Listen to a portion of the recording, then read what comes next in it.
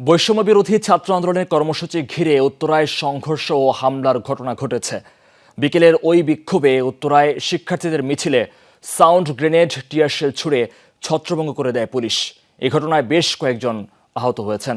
মিরপুর ও ECB চত্বরেও বিক্ষোভ মিছিল করেছে আন্দোলনরত শিক্ষার্থীরা। সিলন ফ্যামিলি ব্লেন্ডের কড়ালিকার আর সতেজ স্বাদের পারফেক্ট ব্লেন্ডে স্বপ্নেরা মেলুক টানা। বিকেলের দিকে শিক্ষার্থীরা 11 নম্বর সেক্টরের বিভিন্ন গলি থেকে জমায়েত হওয়ার পরই শুরু হয় উত্তেজনা।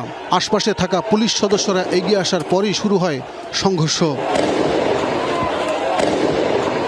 বিক্ষুব্ধ শিক্ষার্থীদের অভিযোগ, একই সময় হামলা চালায় ক্ষমতাসীন দলের কর্মীরাও।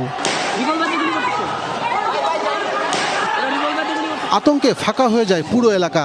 বিভিন্ন বাসাবাড়িতে আন্দোলনকারী শিক্ষার্থীরা আশ্রয় নেয়।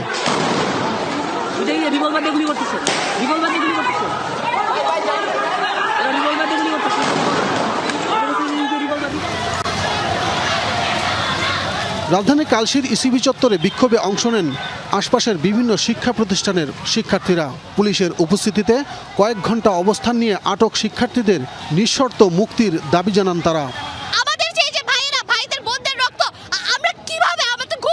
তারা আটক আছে, তাদেরকে যাতে ছেড়ে দেওয়া হয় খুব তাড়াতাড়ি। 19 যারা ছিলাম, ফাহাদ স্যার, সানি স্যার, এদের জন্য আমরা এই প্লাস পাইছি।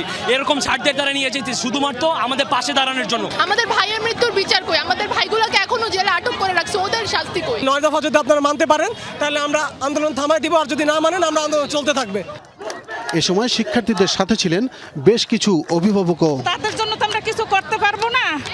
এখন যে ছেলেরা নামেছে তাদের একটু মুখে একটু পানি দিচ্ছি, আর কিছুই না। সে কোনো ভবিষ্যৎ নাই, কারো কোনো ভবিষ্যৎ নাই। আমি চাই আরো সব মায়েরা নেমে আসুক, কারণ যার মা যে মায়ের সন্তান মারা গেছে সে বোঝে যে তার সন্তানটা কতটুকু মূল্যবান। এই প্রত্যেকটা সন্তানের জন্য আমাদের সবার দোয়া করা উচিত এবং সব গার্ডিয়ান, সব শিক্ষক সবার নেমে আসা উচিত। একই সময় মিরপুর 10 নম্বর গোল চত্বরেও বিক্ষোভ করেন বৈষম্য বিরোধী ছাত্র আন্দোলনের শিক্ষার্থীরা। আব্দুল্লাহ তুহিন, যমুনা নিউজ, ঢাকা।